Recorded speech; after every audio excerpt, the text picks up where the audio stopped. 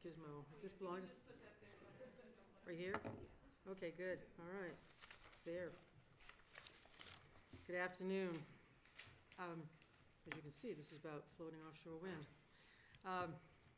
About 4 years ago, I was standing on the coast of the port city of Aberdeen, and I was there to observe in Scotland an offshore wind farm that is generating power for thousands of homes every year. I was there to learn about that project and to convey that Maine is deeply interested in embracing offshore wind to create jobs, to diversify and strengthen our economy, and to create a sustainable source of clean energy in our fight against climate change. With the Gulf of Maine having some of the strongest and most consistent winds in the world, with Maine's deep water port assets, with our proximity to international markets, and with the University of Maine's extensive research and patented offshore wind technology, I knew that our state was poised to seize the economic and environmental benefits of offshore wind. When I returned from Scotland, I commissioned an assessment by the Maine Department of Transportation to identify port opportunities related to the offshore wind industry here in Maine. That assessment quickly focused on the port of Searsport, Maine's second largest seaport and one of the most versatile ports on the entire East Coast. The Maine Department of Transportation evaluated several locations in the port of Searsport, including Sears Island and Mack Point, as potential offshore wind ports. At the heart of the study were questions like, okay, is there a large, level area with deep water access? Where can we best minimize impacts on existing commercial activities, including our iconic fishing industry?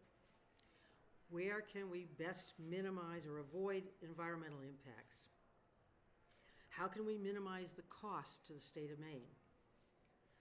Following that study with outside experts, a study about Sears Island and Mack Point, my administration then created an advisory committee, a group of state and local experts, which then held public meetings and engaged community leaders to recommend a specific site for an offshore wind port.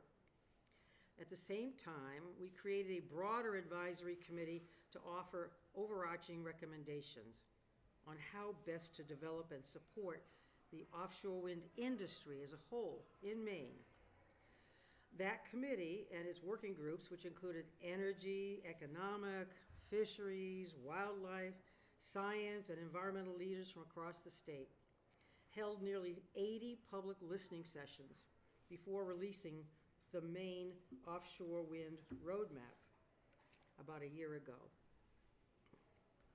That roadmap outlines the strategies we need to advance this industry, including authorizing the procurement of up to 3,000 megawatts of offshore wind energy, which was accomplished in a bill that I signed into law last year. The roadmap emphasized that Maine needs port infrastructure to reach that level of offshore wind procurement, which brings me back to today. For more than 2 years, we've been considering both Sears Island and Mack Point as potential options for a port. We've consulted with hundreds of interested parties. We've evaluated both options thoroughly and objectively, recognizing that each has its own set of benefits and its own set of drawbacks. But in carefully considering all the pros and cons, I am announcing today that Sears Island is the state's preferred site for offshore wind infrastructure. Now, Sears Island, as you'll see on the maps, is a 941-acre island off the coast of Searsport. It has a long and rich history, one that we care deeply about and that we will continue to respect and strive to preserve. A little bit of history. From 1997 till 2009, Sears Island was owned entirely by the state of Maine. After some discussion about the appropriate use and development of the island, a 2009 agreement was reached that divided the island into 2 parcels. Under that agreement, the state placed the first parcel of about 600 acres. It's the light green part on the left of the island here.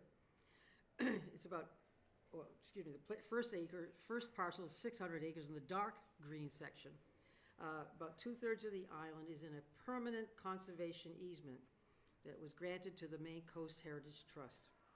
The second parcel of about 1/3, the lighter green part, or about 330 acres, was retained by the Maine Department of Transportation for future transportation use to allow for the development of a marine transportation facility. The parties at that time agreed that the appropriate uses for Sears Island were, quote, compatibly managed marine transportation, recreation, education, and conservation, end quote. The parties also agreed that these uses should be given equal weight and attention, and that they can be responsibly pursued. Today, we're taking another step forward in pursuing the agreed upon compatible and responsible uses of Sears Island. The state of Maine proposes to use approximately 100 acres, again, the orange part of the light green part of Sears Island on this map, about 100 acres, about 1/3 of the state-owned parcel, the light green area, or a little more than 1/10 of the entire island, to support the development of a marine transportation facility to support floating offshore wind. Consistent with the 2009 agreement, this proposal will minimize to the greatest extent possible the impact of port development on natural resources, on cultural values, and existing marine activities, while creating significant economic opportunity for the people of Maine. Now, this wasn't an easy decision, nor is it one that I made lightly.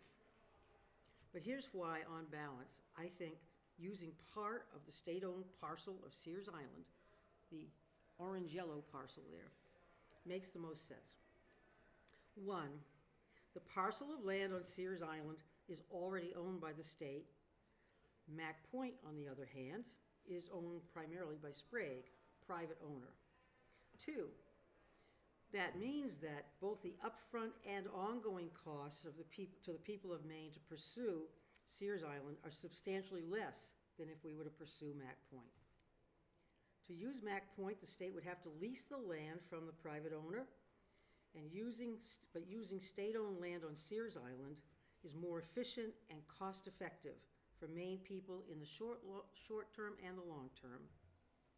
Three, Sears Island has the physical characteristics required for operating a port facility to support floating offshore wind. A large, level, unencumbered area with deep water access. Meanwhile, Mack Point's largely irregular shape and competing uses makes it, in my view, largely impracticable for the purpose of a port. Fourth, the Sears Island parcel will minimize impacts from southerly winds and seas, while providing safe shelter for smaller vessels that will be necessary to service the port.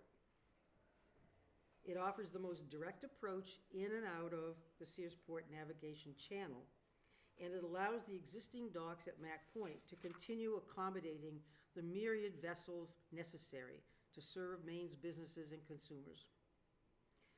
Using Mack Point, on the other hand, would have significant impacts on existing commercial or industrial activities in the port of Searsport. The Sears Island parcel, this is 5, the Sears Island parcel is not expected to require dredging, so less damage to the environment. While Mack Point, on the other hand, would require dredging in order to render sufficiently deep water to service a port. 6, and finally, as I mentioned earlier, the parcel of land on Sears Island has been expressly designated for the purpose of development for a marine transportation facility since 2009. This proposed use is consistent with that purpose, and it respects the long-standing agreement to conserve the majority of the island for outdoor recreation and wildlife habitat, which is, again, the whole dark green area, 2/3 of Sears Island, to be preserved, continue to be preserved. Now, I know that many people enjoy exploring Sears Island, and I know why they're passionate about preserving it exactly as it exists now. I understand their sentiments. I have hiked the island myself, and I've circumnavigated it by boat. I recognize the historic and cultural amenities and values of Sears Island. I also know that the construction of a port is not insubstantial, and I take those changes seriously. Even as we pursue this port, it is the intent of the state of Maine to minimize, to the greatest extent possible, development of the parcel that we own, to discourage any development that is not related to offshore wind, and to preserve the pristine character of the remaining 2/3 of the island with the easement held by Maine Coast Heritage Trust. Again, I did not arrive at this decision easily, but in weighing the costs and benefits of both Mack Point and the site at Sears Island, I believe the state-owned parcel on Sears Island is the best, the least expensive, and least environmentally harmful option that will, at the same time, unlock significant economic and clean energy opportunities for the people of Maine. And fundamentally, we all share the same goal: to protect this beautiful place we call home from the ravages of climate change, and to do so in a way that minimizes, to the greatest extent possible, the impact to our environment, and that serves the broadest interests possible. In the coming months, Maine Department of Transportation will apply for state and federal permits, a process that includes extensive assessments of the environmental impacts and alternative sites, as well as many more opportunities for public input. If Sears Island is approved, it will become the home of a world-class facility for the fabrication, staging, assembly, maintenance, and deployment of offshore wind technology. And 2/3 of the island will remain a recreational and ecological location of world-class standing. The offshore wind industry is expected to generate as much as $1 trillion in worldwide investment by 2040. The time has come to bring some of that investment to Maine, to create good-paying jobs, clean energy jobs, to generate renewable energy, to power our homes and businesses, and to stabilize and reduce our energy bills over the long term. My administration will work closely with stakeholders across the state of Maine to seize this opportunity and seize upon the economic and environmental benefits of offshore wind for our state. The Port of Searsport, one of the most important ports of the entire eastern seaboard, will rise again to become a thriving hub of commerce of world-renowned stature. Thank you. And we have a couple of other people who wish to be heard. I want to call upon James Gilway, Town Manager of the Town of Searsport, to come forward. How are you doing? Very good. Thank you. I'll be brief. I suffered with a cold last week, and about the only thing that didn't get better was my throat and possibly my eyesight. I'm the town manager for the town of Searsport. I've been there for 37 years as the police chief and then town manager. I was also the co-chair of the Offshore Wind Port Advisory Group that helped the governor make her decision. And I want to say, Searsport has a long and rich history of building vessels and sailing them from Penobscot Bay to all ports around the world. We are very proud of this history, and we see the construction of floating offshore wind platforms as a modern-day continuation of that vessel building heritage. We thank the state for all the hard work that's gone into the floating offshore wind so far. From the cold, windy day in February of 2020 on the port, when the governor and staff came to Searsport to announce they were moving forward,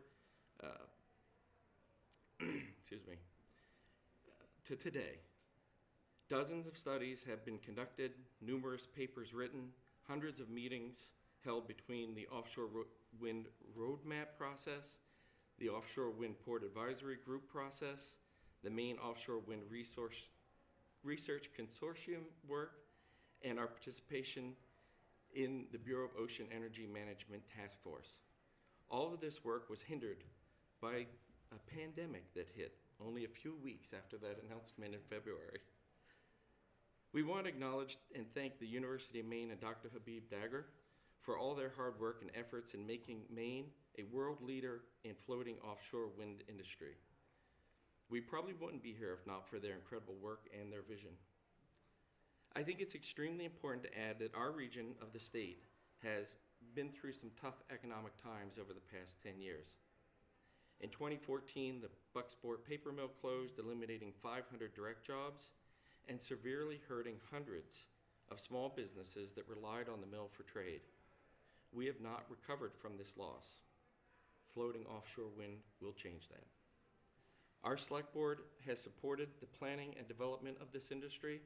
They acknowledge all of the hard work and the open, transparent process that has taken place so far.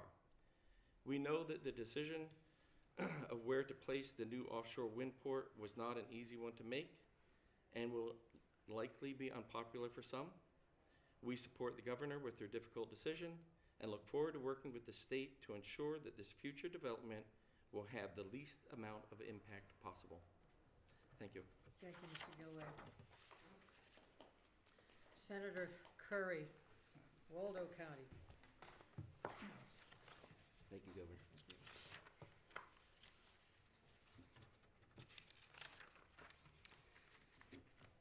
Thank you, Governor Mills, for your sustained leadership about tackling climate change and promoting sustainable, thriving, and resilient Maine communities. The Maine Offshore Wind Roadmap published last year and the Maine Won't Wait Climate Action Plan of 2020 represents the work of hundreds of community, business, energy, and environmental leaders from across the state and across the political spectrum. I'm so appreciative of your leadership in bringing these people together to chart a clear path forward. With your leadership and the work of all these people, we are stepping up to face the most pressing challenge to our communities and to our planet, climate change. The development of floating offshore wind well off the coast in the Gulf of Maine is critical to achieving the Maine Won't Wait climate goal of transitioning to 100% renewable electricity by 2040. But this project is not just about achieving our energy independence goals 15 years from now. By building an offshore wind port and marshalling hub in Searsport, we are building a new industry right here with thousands of good-paying jobs, good-paying, family-sustaining jobs. Maine is an amazing place with an outstanding quality of life, but it is hard for people to make it here. It is especially hard for working-class folks and those in their 20s and 30s, just starting out in their working lives. Our commercial trades workers must spend months away from home, working on projects out of state. This will change that. Too often our kids must move away to find work, and when they're ready to come back, have a hard time finding jobs. The development of an offshore wind port in Searsport, Maine will strengthen the people, families, and communities up and down the mid-coast. I know some people will be disappointed that the project is moving forward on Sears Island. I hear you. Still, I respect the process and the technical research used in deciding that Sears Island provides us with the best opportunity to responsibly and feasibly advance offshore wind. We must move forward. Delay is not an option. We have a slim but achievable pathway to transitioning to renewable energy and avoid the worst aspects of climate change. With this port, we will be leading New England in combating climate change and transitioning to energy independence, and we will be doing so in a manner that strengthens our families and communities. Thank you. Thank you, Senator. I'm going to call Matt Pender, IBEW 1253, electrician, lives in Searsport. My name is Matthew Pender. I started doing electrical work when I was 15 years old. I spent 5 years in the Navy. Today I live in Searsport and work on a project at the mill in Skowhegan. My wife is almost finished with her training to become a teacher, and our daughter is 17 months old. We love where we live, and we're putting down roots.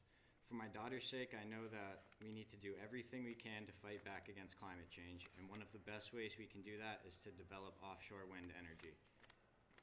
But I also know that what it will mean to my community for there to be new, good-paying union jobs when we develop a new port to service offshore wind.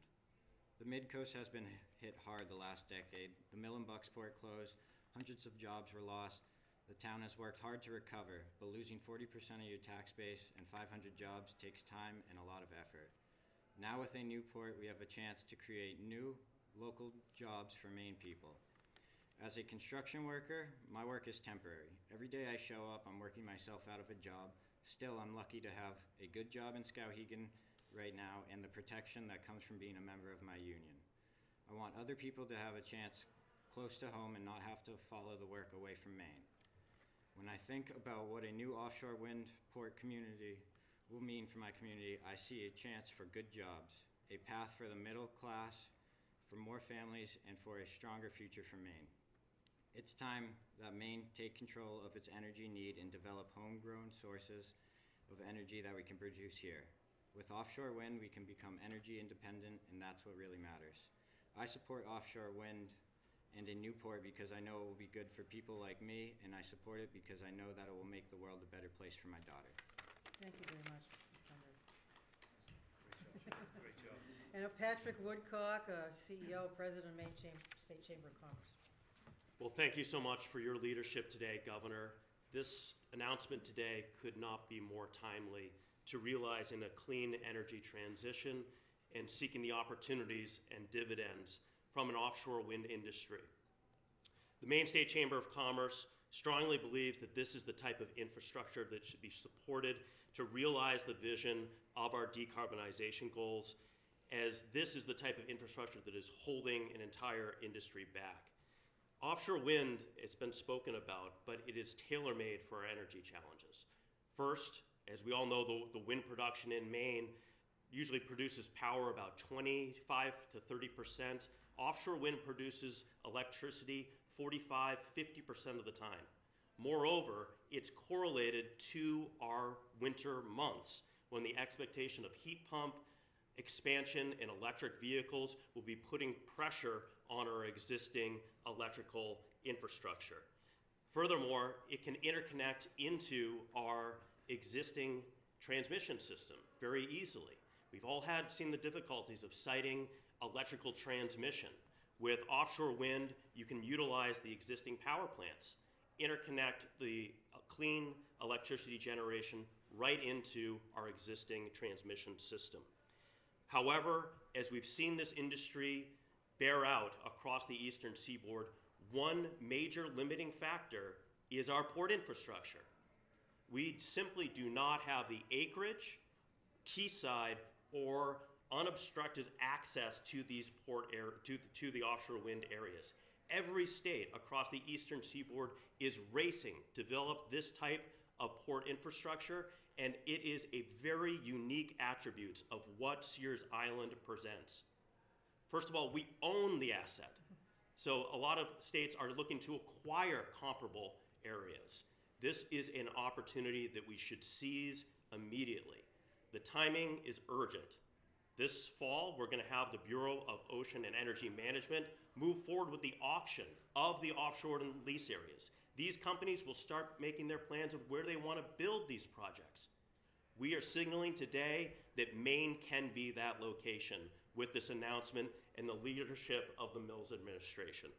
Thank you to the Offshore Wind Port Advisory Group for your work, and thank you, Governor Mills, Commissioner Van Note, for making Maine a global leader on offshore wind with this announcement today. Thank you very much, Governor. Patrick.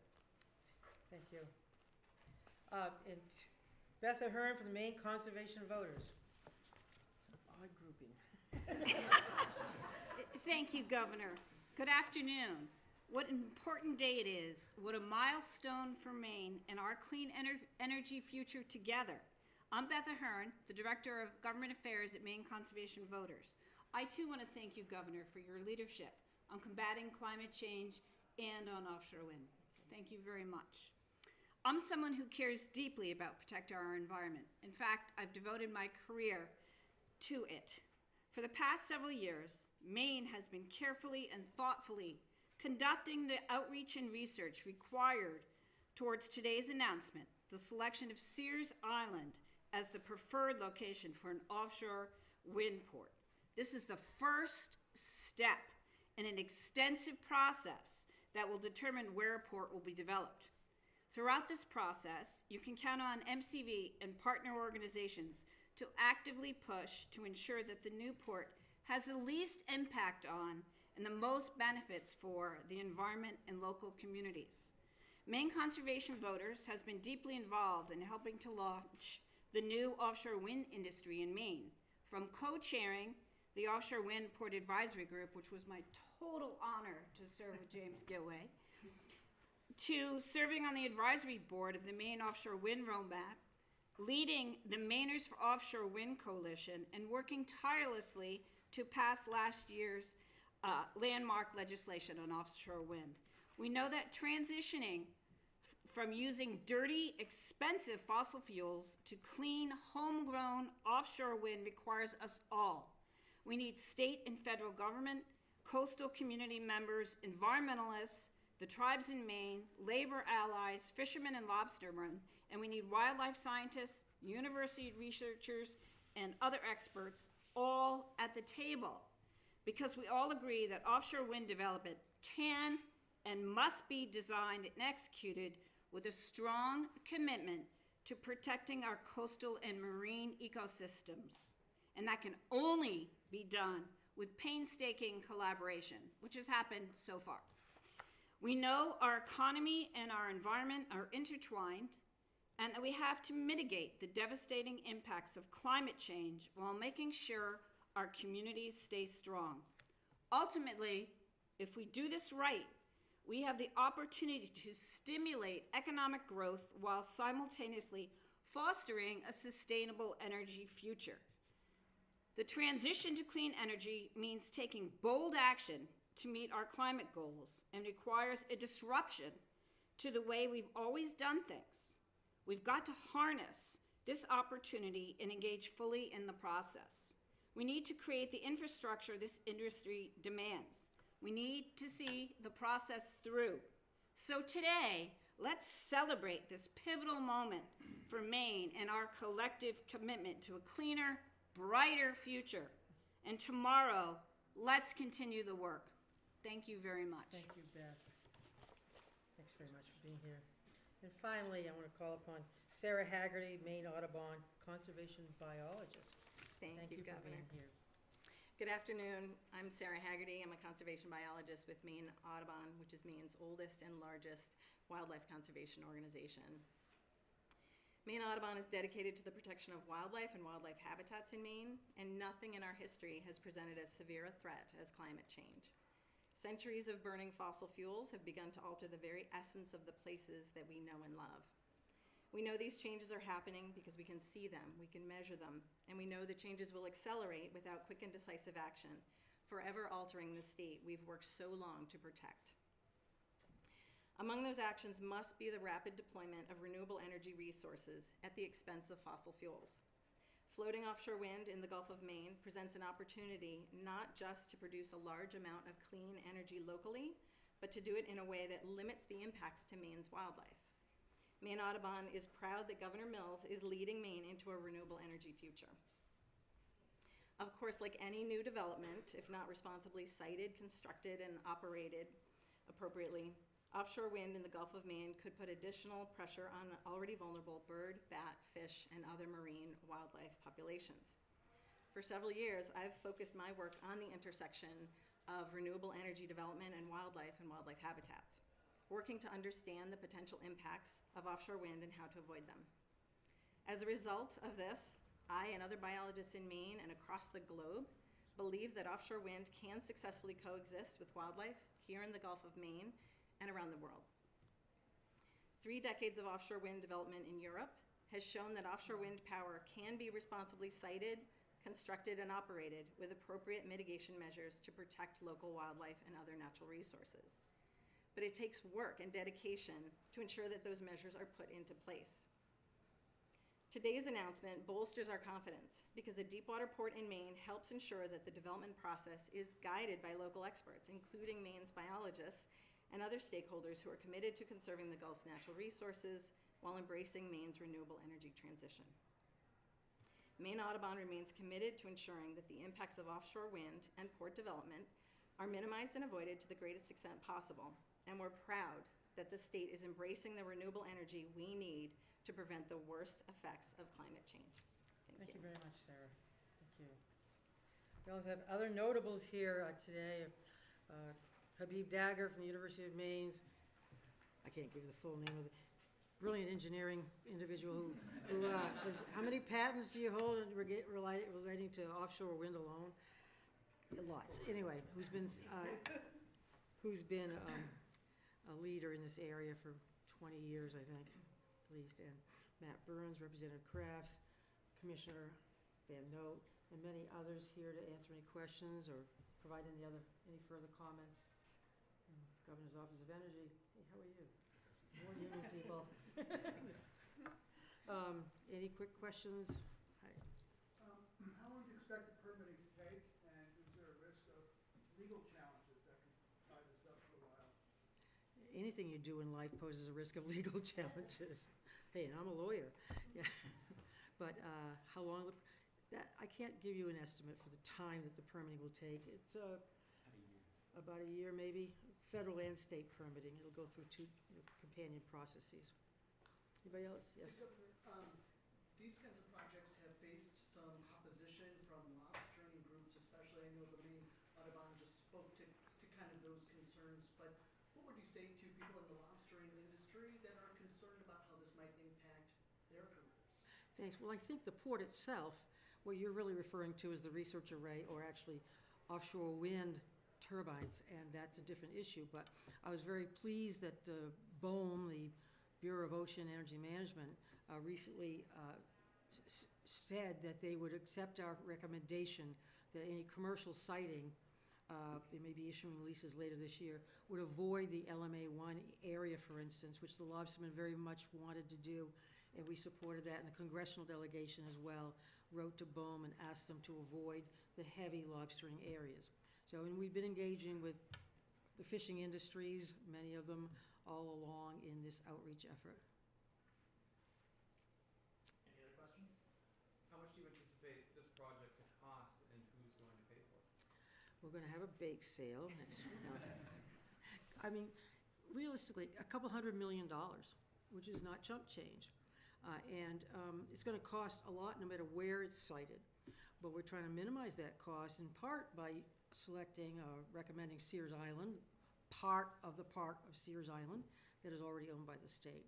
So we won't be making lease payments. We might be receiving lease payments at some point, but we won't be paying lease payments. So the cost overall, several $100 million, clearly. And by we making payments, that is The state, taxpayers that right, we need to right. pay in the past. Governor, is there potential in the future for other onshore wind sites? I know you've looked obviously at several here in the state. For ports? Yep, in Maine. Unlikely, given the investment, given the cost. I don't think we could, I think there's a need for a significant port development. That's what we want to offer, floating offshore wind industry, and that's where we can do it. We don't need to build another one. It would be, or duplicate this effort. I think it would be sufficient. Just to clarify, when is it expected to finish? You said about a year, but which year Oh, will this project the be? permit, that's the permitting he's talking about. Construction itself, we're talking a lot longer term, maybe 2009, you know. Pardon me? 2020. What did I say, 2029. Yes, thank you. We talked to some GOP members earlier today. Some what? GOP members. GOP members. We have some here. Yeah. And they talked about nuclear energy and how they want to invest in nuclear energy rather than offshore wind energy. Can you talk a little bit about what you would say to them to help them better understand why you're in favor of your proposal? Well, we have the coast of Maine, the Gulf of Maine, which has some of the highest and, again, most sustained wind energy of the entire world. That's a big advantage. Nuclear, I haven't studied small nuclear. I know I've talked to the Premier of New Brunswick about that, and even he's saying that development is 10 years off easily. Sounds interesting, sounds exciting. The technology around that I'm not directly familiar with, but I would just say we want to take advantage of what's here as soon as we can. This means jobs, and it means jobs short-term and long-term. It means union jobs. It means less environmental impact. I remember what happened at Maine Yankee and the issue of disposing of radioactive waste. We'll entertain any good ideas, but this is the idea that's here now. It's been studied for the better part of 3 years now, and this is where we're coming down. Can you speak a little bit more to the hopes of how offshore wind will affect rates for electricity and ratepayers down the road? Sure. I mean, and Dan is good at that too. He's our energy officer here, Director of the Office of Energy. Any diversification, first of all, is going to help bring down rates, lower the increases in rates, electricity. The more we can do sort of homegrown, the better, but you can speak to that. Yeah, thank you for the question. So Maine and the rest of New England is incredibly reliant on natural gas to produce our electricity. And so this is really an investment in diversifying our energy mix and our energy portfolio. At these projects, as we've seen, can offer the opportunity to stabilize those rates. There's, once installed, there's not a fuel that goes into them, right? So the investment comes up front, and we believe it'll help us stabilize electricity rates. Mr. Woodcock, there's talk of this being a race along the eastern seaboard, and a result of Maine potentially winning that race is a lot of companies from out of state trying to get in on the game here. And there's a lot of concern voiced by Republicans we just met with about outside companies benefiting the most from this kind of investment. How much of a task will this be once this is completed to have Maine-owned companies, workers, facilities doing the work here, earning the money, and keeping it in-house? Well, let's be clear, in the procurement process, it's Maine's decision. Yeah.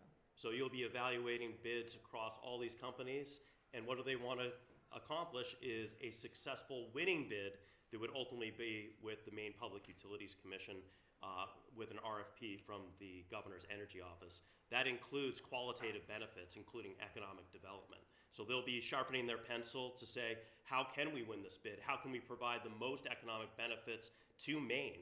We're going to have a competitive process and one that really sharpens, yes, world-class companies, but world-class companies to invest and partner with Maine companies. That's why the Maine State Chamber of Commerce is so supportive of this initiative. And the unions. Last question. So, Mainers have been seeing record high energy prices, obviously, for the past couple of years. We're seeing that come down a little bit, but not by a whole lot. How will this project maybe impact the average Mainer? The average Mainer, what they're paying for electricity costs in the future? Well, I think we tried to answer that a few minutes ago.